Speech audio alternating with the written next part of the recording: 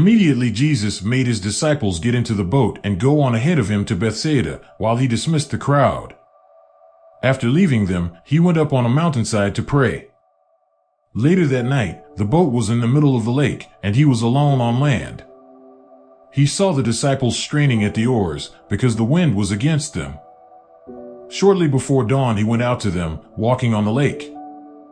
He was about to pass by them, but when they saw him walking on the lake, they thought he was a ghost. They cried out, because they all saw him and were terrified. Immediately he spoke to them and said, "Take courage. It is I, don't be afraid."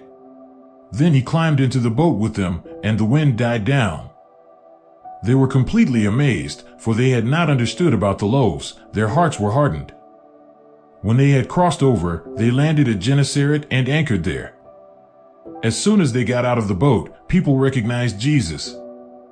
They ran throughout that whole region and carried the sick on mats to wherever they heard he was.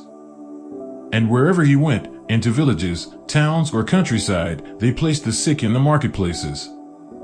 They begged him to let them touch even the edge of his cloak, and all who touched it were healed.